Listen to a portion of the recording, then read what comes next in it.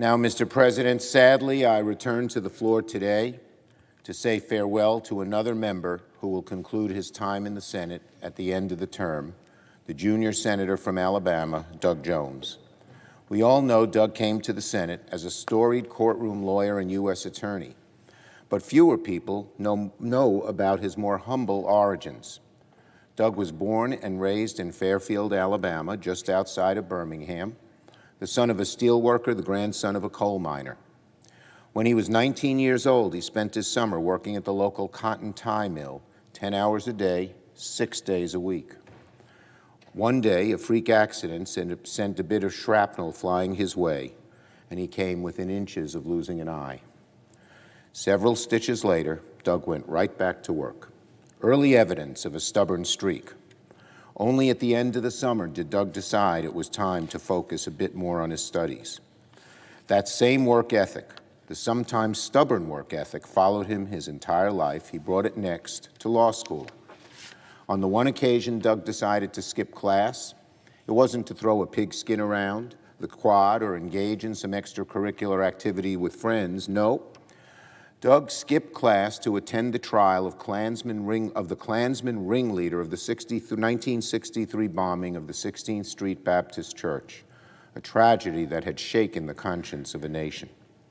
A young Doug Jones was moved by the disposition of justice in that trial, but he was left with the impression that other members of the conspiracy had escaped the reach of the law. Only a scriptwriter could have imagined that 24 years later, that law school truant would become the U.S. Attorney in Alabama, and that his office would uncover the evidence to bring charges against 2 more Klan members involved in the bombing, and that 40 years after that awful crime, Doug Jones would win the conviction of the remaining conspirators, delivering a long-delayed yet righteous justice. History would repeat itself a few years later, when Doug would again find himself at the center of events. Doug was eating breakfast one day just blocks away from the scene of the bombing of the all-women health clinic. He took charge that day, made sure that investigators and first responders worked together in perfect unison. Doug would later go on to secure the indictment of Eric Rudolph, the perpetrator of that heinous bombing, as well as the Olympic Park bombing 2 years earlier.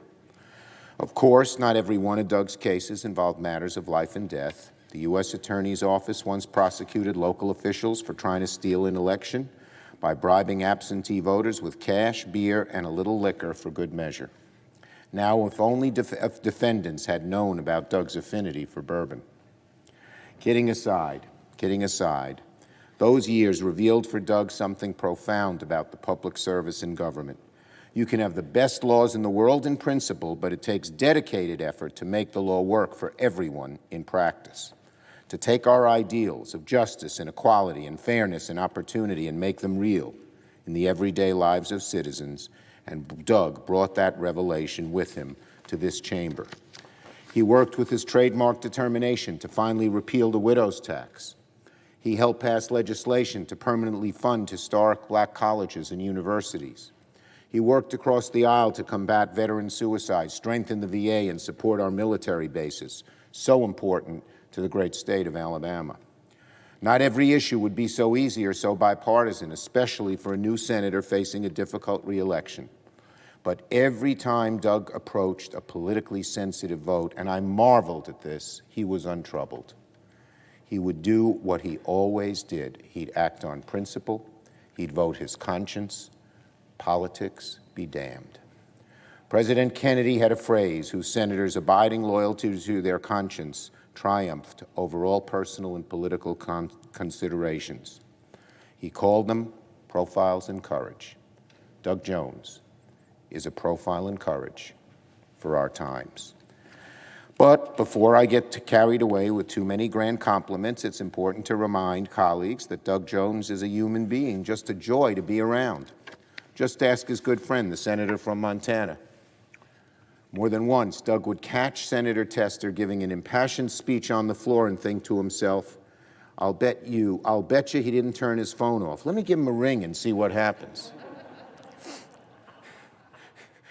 Just take a look at Doug's office, festooned with memorabilia of every particular: Crimson Tide footballs, keepsakes from his favorite bands. You can go see his rocking chair, one of those Southern veranda sweet tea drinking chairs, and baseball, signed by presidents, statesmen, and most impressively to this Yankee fan, Joe DiMaggio. If Doug Jones has one hobby beside hunting, it's autograph hunting. He has managed to collect a signature on a baseball from every senator in this chamber today, including its newest member. The junior senator from Arizona was sworn in only a week ago. But 5 seconds after he lifted his hand from that Bible, there was Doug to congratulate him, furnishing a clean baseball ready for Mr. Kelly's John Hancock. That is Doug Jones, someone who never let the immense pressure of this job change who he is, someone who has made a life of joy for everyone in our caucus, and someone who understands that at the end of the day, we get sent to this chamber to make life better for our constituents, to do it courageously, even when the odds are not in our favor. I'll end with one final story. Several years ago, Doug was asked to participate in a stage adaptation of his favorite work of fiction, To Kill a Mockingbird, which of course includes his literary icon, another great Alabama lawyer, Atticus Finch. Hearing Doug's life story, you'd be forgiven for thinking it was ripped from the pages of that Harper Lee classic. So perhaps it was fate that one day Doug would be asked to play a part in that story. There was just one hiccup. Doug was asked to play the judge. So he never got to deliver that passage shortly after the death of Mrs. Dubose, when Atticus explains to his son that real courage is not a man with his gun in his hand. Real courage, Atticus said, is when you know you're licked before you begin, but you begin anyway and see it through no matter what. You rarely win, but sometimes you do. Doug spent his time in the Senate, indeed his whole life, embodying the courage that Atticus describes. The story of the 16th Street bombings is a reminder of the fact that even against tremendous evil and seemingly impossible odds, if you're dogged and determined and see it through no matter what, sometimes you do win and justice prevails. So while Doug didn't get to play Atticus Finch that weekend at the Virginia Sanford Theater in Birmingham, that's okay. It's already the role of his lifetime. Doug has said that it is his greatest honor of his life to fill the seat of his mentor, Senator Hal Heflin. Doug, you upheld the honor of that seat, and you've set an example for every senator who will follow in it. Whatever the next chapter of your life may bring, the entire Senate Democratic family wishes you and your family the very, very best, and politely requests that you do not call us when we're in the middle of giving a speech. I yield to my friend, the very distinguished and wonderful, wonderful, wonderful junior senator from the great state of Alabama. Mr. President. The senator from Alabama. Thank you, Mr. President, and thank you, Minority Leader Schumer, for those remarks. I am humbled. You know, everyone knows the old saying, my, how time flies when you're having fun. My time here is drawn to a close, but despite the difficulties, the challenges, despite the rancor that we often see in this body as well as Washington, D.C., I can honestly say I've had a lot of fun. The last 3 years have been amazing, and I have loved being a member of this body. I've actually able to accomplish a few things thanks to you. But you've been fun. You've not just been colleagues. It's really been good. And by the way, your staffs have been awesome. I know you hear that a lot or from constituents. Maybe you don't hear it enough from other senators. Your staffs have been amazing to us, and I really very much appreciate it. You know, as the minority leader said, everybody knows I'm a baseball fan. You go into that office, you will see in my reception area all 100 baseballs that I had signed. And it was fun getting those. Either here on the floor, in a committee room at the retreat that the Democrats had. There were so many that had never signed a baseball, and you figured out, and it wasn't easy to sign a baseball.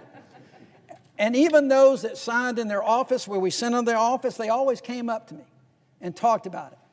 And it was a time to put politics aside and just talk a little bit. Something we really don't do enough of around here. Leaving the weighty politics and responsibilities that we have just to sign a baseball and talk about how much fun it was.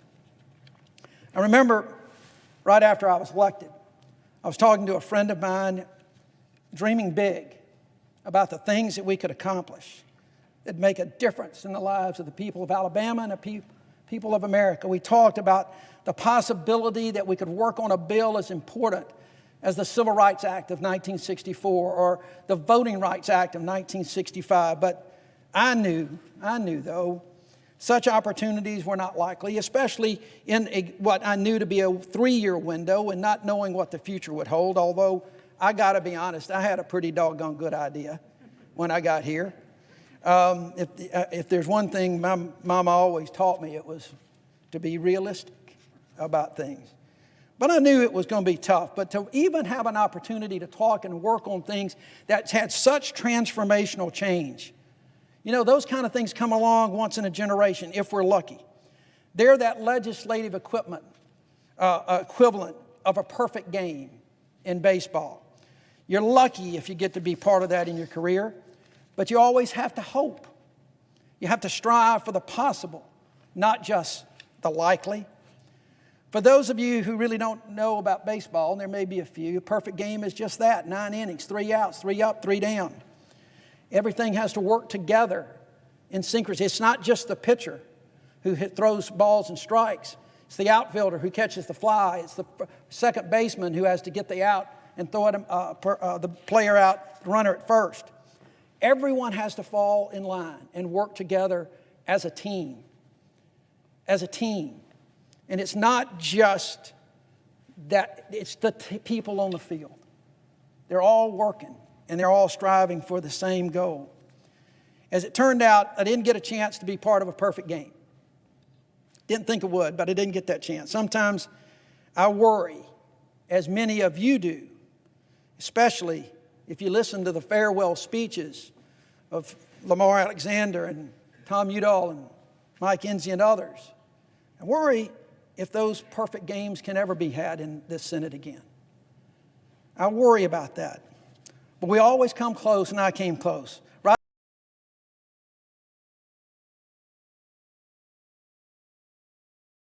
after I got here, I got invited to be part of the Common Sense Caucus, which I had to explain to people in Alabama that that's really not an oxymoron, that there is common sense up here. But within 6 weeks of being up here, I was at at Susan Collins' office with so many here, some 20 senators, Republican, Democrat, talking about immigration, working on immigration reform. It was the hottest topic of the day, an important topic that's still important today. And I just marveled at the fact that here I was 6 weeks into this, and I was in that room being a part of those discussions. What was even more astonishing to me is that people actually wanted to hear what I had to say. That didn't happen. Having grown up raised 3 children, been married, you don't always get that when people want to know what you got to say. But they did. And I was so gratified and I was so honored. You know, we'd meet in Senator Collins' office. We'd meet in hideaways. It was exciting. And we came so close. Y'all remember that? We came so close. Within about 3 votes of doing what they said couldn't be done. Of doing something that was possible, but not probable. That sense, what I saw of my colleagues is why we ran for the Senate. I could see it, I could feel it in those rooms, in those discussions. I could see it on the floor that day as people were voting. It's why we wanted to be in this body. I remember sitting in the cloakroom, and I was as disappointed as ever when we failed. And for a long time, probably still to this day, when I'm asked, what is your most disappointing day in the Senate, I will always talk about that vote that fell so close, which was so important. But what it did demonstrate is through that effort, that anything is possible. You got to come close sometimes before you get across the finish line. You got to play in the red zone a little bit before we get the touchdown. You got to hit that line. But whatever we did, it's possible. The Senate is capable of great things if we do them. Of bridging divides that society may view as too wide to cross. We can do that. It is not that wide between here and there. It is not that wide, and people need to know it and respect it. I am not the first, and I certainly will not be the last, to talk about the importance of bringing people together who hold opposing views and working toward what is both possible and palatable. But all too often, the desire to do that kind of gets lost among other actions that don't quite match the words that we say. I noticed the other day how many heads were nodding at the farewell speech of Senator Alexander, Senator Enzi, Senator Udall. And then what happens? I've looked at a lot of farewell speeches in the last month. They all say a lot of the same things. And everybody, I'm sure, nods. We got to do better. You have to do better. You know, I don't think I fully appreciated it. And I listened to the minority leader talk about where I've come from Fairfield, but I don't think I fully appreciated it until fairly recently. But it seems like I just kind of love a lost cause. It just seems like every time that there is something that needs there, I'm there. Fighting for justice, for others who feel like hope is lost. From the church bombing case to a Senate election in Alabama. I fought for those causes because I believe in hope. I believe in redemption. I believe in the possibility. Some may call that naive, and many have. But I've not been afraid to touch on the so-called third rail issues of our political system because I believe that right now especially there is no time for caution. My first speech on the Senate floor was about gun violence. No one could believe a senator from Alabama actually talked about how we can stop gun violence in a way that made some sense. Not from an extreme view on the right or an extreme view on the left, but right there in ways that made sense. It was a topic that I knew could have easily been twisted into a negative campaign ad, which, by the way, it was. We saw it coming, but I also knew action was so important. And we took some small steps on that issue over the last 3 years, despite a lot of political pressure to the contrary. And I hope you'll do more in the years ahead, because lives will depend on it. Everything doesn't have to be a perfect game. That's the great satisfaction in the day-to-day triumphs. You can, and we did, hit a home run or two and more than our share of singles and doubles. I'm really proud of the 20-plus bills that I led or co-led, bipartisan bills that have been signed into law over the last 3 years. None would have been possible without bipartisan work. One of my first original bills, the Civil Rights Cold Case Act, Records Collection Act, would never have become law without the commitment of Senator Cruz to help bring long overdue closure to the victims of those terrible crimes. I see Ted in the back. I appreciate Senator Cruz's involvement in that. And I will have to say, it was so much fun after we got that done to go back home and tell that to all my Democratic friends. What is your proudest? I said, well, the proudest moment right now is with my partner, Ted Cruz. And they went, oh! But it shows what is possible, folks. And that was an important bill. None of those bills would have meant more to me, though, than the bipartisan effort that I led with Senator Collins to eliminate the military widows tax that for almost 2 decades had deprived widows of full survivor benefits that they deserve. So many of you went to bat for that bill. Senator Reid, Senator Inhofe, others. Now, you were getting a lot of pressure, not from me or Susan Collins. You're getting pressure from a lot of those military widows. They've been up here for 20 years. And for 20 years, the dollars and cents had prevented that from becoming a reality. We fought on that because we knew what we were doing was right. We knew it was right. That you could not put a price on the duty we owe to the men and women of our armed services and their families. I'll never forget that day in December when we passed the NDAA that included the elimination of the widow's tax. In the gallery was a large group of Gold Star widows who had been up here for 20 years plus, to try to get that done, never being able to reach the goal. And on that day, we did it. You did it. Susan and I get a lot of credit, but it was this body, with the help of some folks in the House, that made it happen. And that was just one of the memorable days on the floor. Swearing in day was unbelievable, simply an explosion of emotions. To walk on the floor as a United States Senator some 37 years after I left the floor with my old boss as a young staffer to my mentor, Howell Heflin, to take the oath of office for his seat was just really remarkable circle of life. There are two especially significant things about that day, too. One is that I hope that you all recognize by now that the freshman class of 2018 will likely go down in history as one of the greatest freshman classes ever. The team of Smith and Jones can't be beat. It is as American as apple pie. And I was really proud and honored to be there with Tina Smith that day.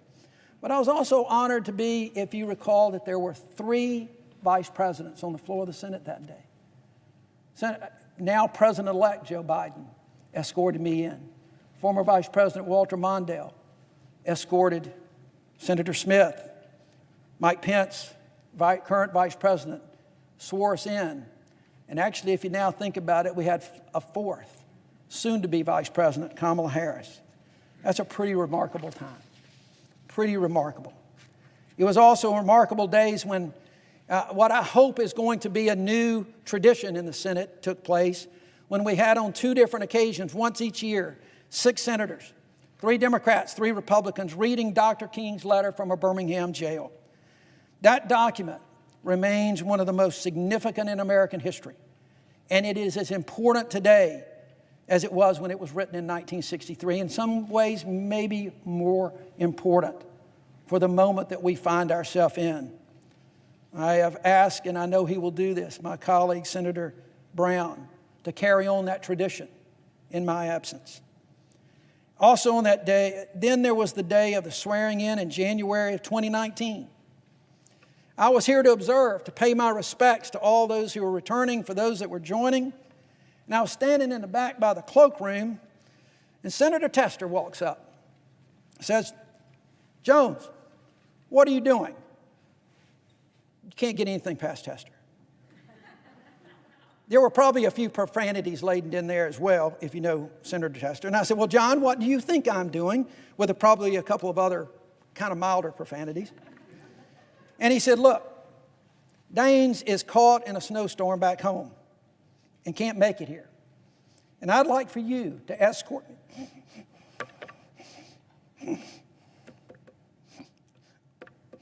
when I take the oath.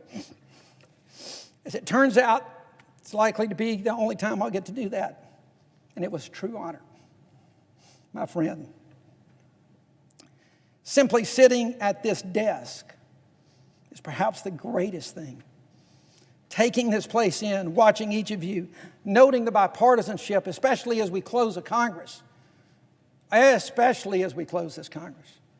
How senators move freely from one side of the aisle to the other. Occasionally, I will tell you, I confess that I'll just come back here by myself and I'll open this drawer and I'll read the names of the senators who sat here: John Kennedy, Ed Muskie, Hubert Humphrey, my colleague, Senator Shelby, and so many others. And it is just overwhelming. You know, so growing up, it was always the presidents who captured, and presidential candidates who captured my attention. I knew the names of some senators, but that began to change for me watching the Senate Select Committee on Watergate when I was in college. Remarkable time and a remarkable committee. Then everything changed again in 1979 while I was studying for the bar and got a phone call from Senator Heflin's chief of staff, Mike House. I'd campaigned for the judge. Mike offered me a 1-year position on Heflin's Judiciary Subcommittee, which I eagerly took. That year not only changed my life, but brought about a respect for this body, for the Senate, as an institution, as individuals, as for so many of its members that I had never had before. And from that point on, folks, I was hooked. I was hooked on this body. before being elected to the Senate, and now I'd come to love the Senate a lot.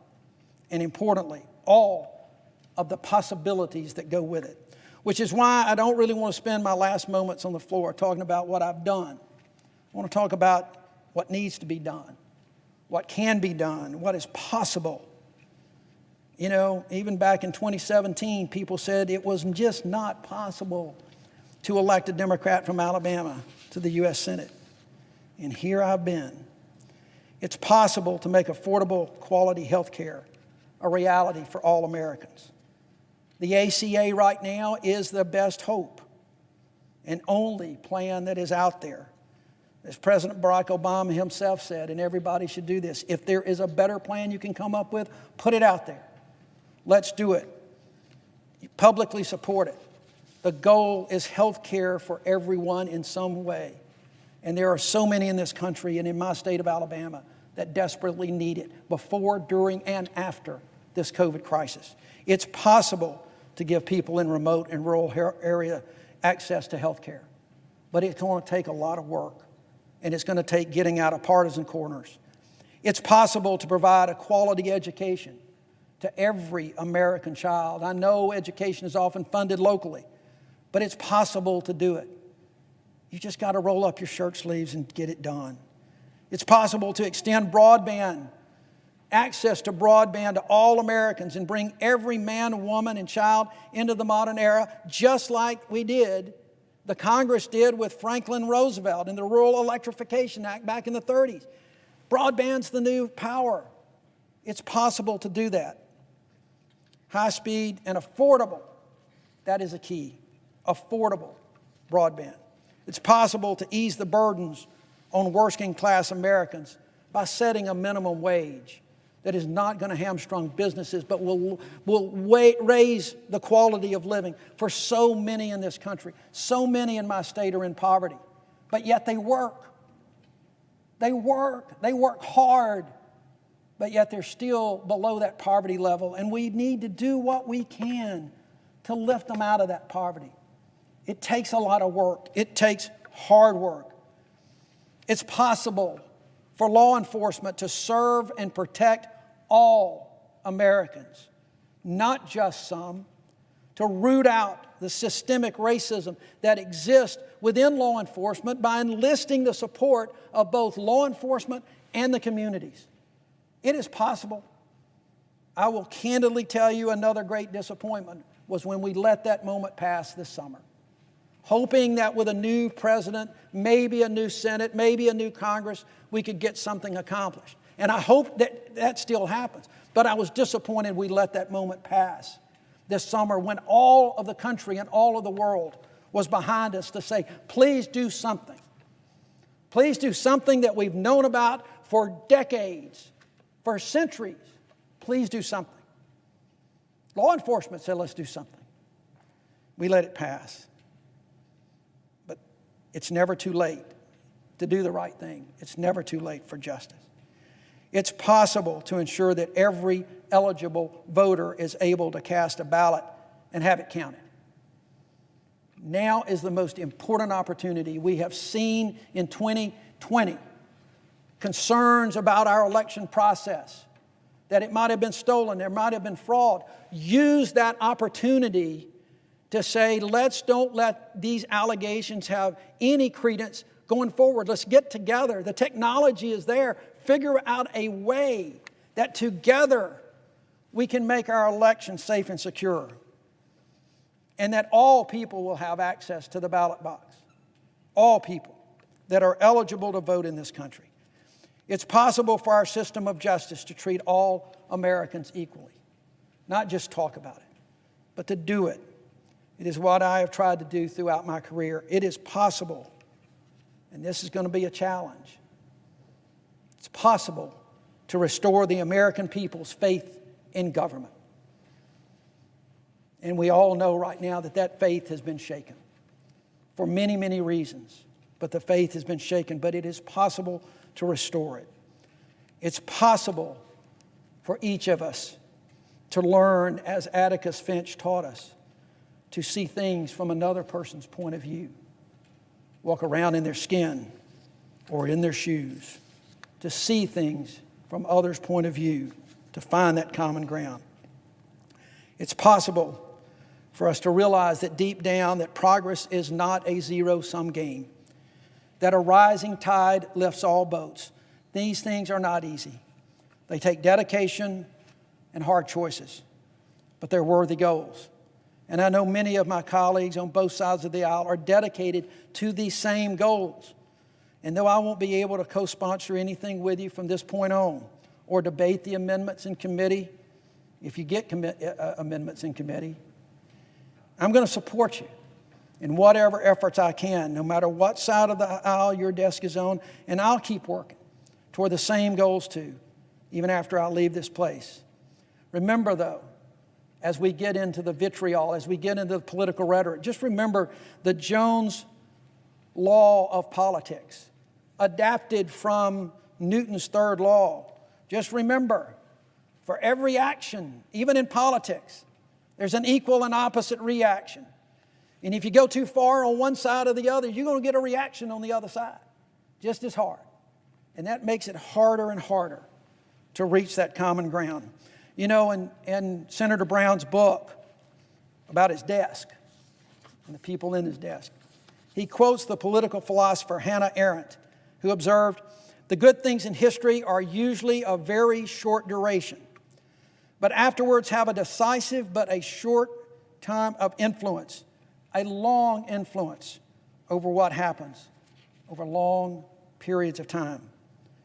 Short time, and I know you may be thinking, well, Doug was only here 3 years, so that's what he's talking about, but I'm not. In the history, I'm looking at something bigger, whether it was Martha McSally's 2 years, or my 3, Senator Gardner's 6, Senator Udall's 12, Senator Alexander's 18, or Enzi and Roberts' 24. Or if you're like Pat Leahy, since Moses was in the bull rushing.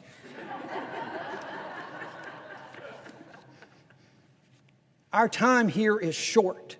There is not anybody on this floor right now who's not thinking about their time that they were sworn in and said it was just like yesterday, because it was.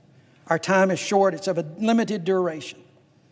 And we've got to act like that. And we've got to make sure that every day we're moving. It's been a realization of a long-held dream. I've got so many to thank, and Doug Turner, who is here, Joe Trippi on my campaigns, and my late friend Giles Perkins. An amazing family. My bride Louise. My rock. My 2 boys, Carson and Christopher, who have wanted to kill both me and Louise since they've been living at home during the pandemic. But they're incredibly supportive. And then my daughter, Courtney, and her husband, Rip, and the 2 beautiful girls, my granddaughters, that are still the brightest stars in my sky, Ever and Ollie. I'm grateful to each of you, my colleagues, and all that you've helped me. I'm grateful to an amazing staff that I'm not going to go all the way through. They have been true rock stars.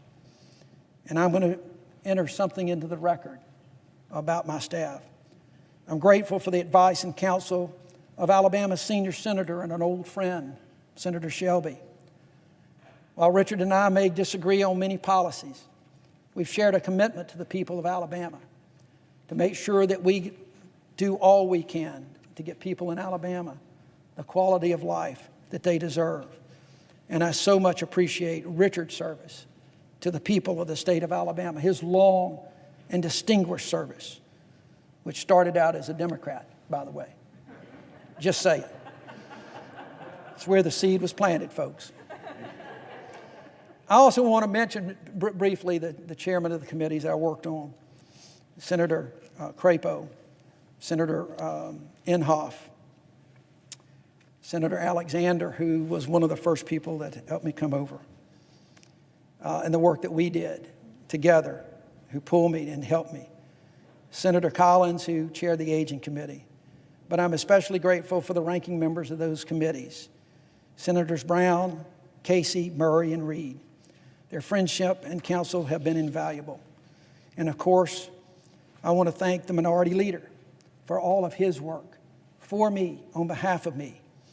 And as I think you guys know, not always the people of Alabama, Senator Schumer never tried to put puppet strings on me. I know I got accused of that, but he never, ever tried. And for that, I am very grateful.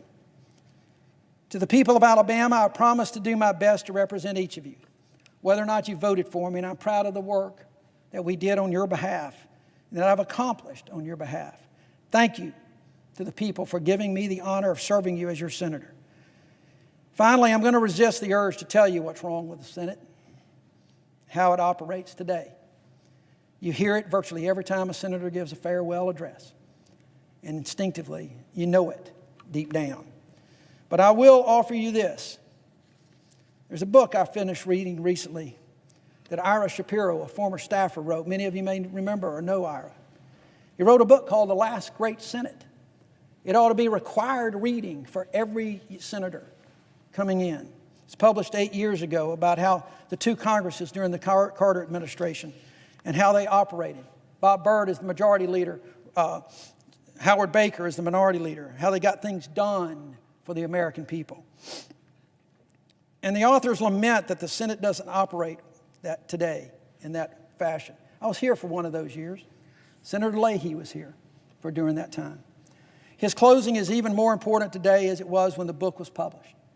He said, America is adrift in turbulent and dangerous waters, facing enormous challenges at home and abroad.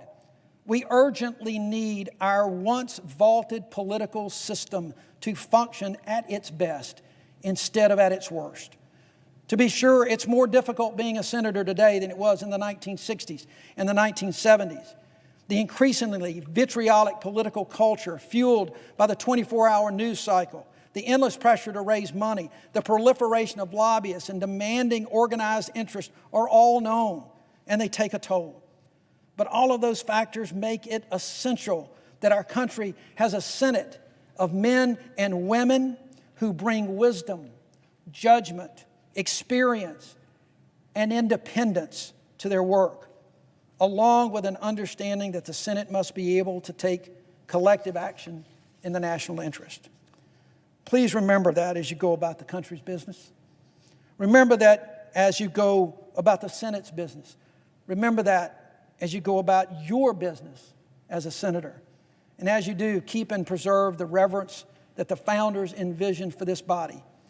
As former Majority Leader Mike Mansfield once said, the constitutional authority does not lie with the leadership. It lies with all of us, individually, collectively, and equally. In the end, it is not the senators as individuals who are of fundamental importance. In the end, it is the institution of the Senate. It is the Senate itself as one of the foundations of the Constitution. It is the Senate as one of the rocks of the Republic. Something we should all remember. One more little bit of advice. Take out the word negotiation when you're talking about legislation. Don't talk about negotiating this bill or that bill, whether it's COVID relief or even appropriations. You work, but let me tell you what's happening out there.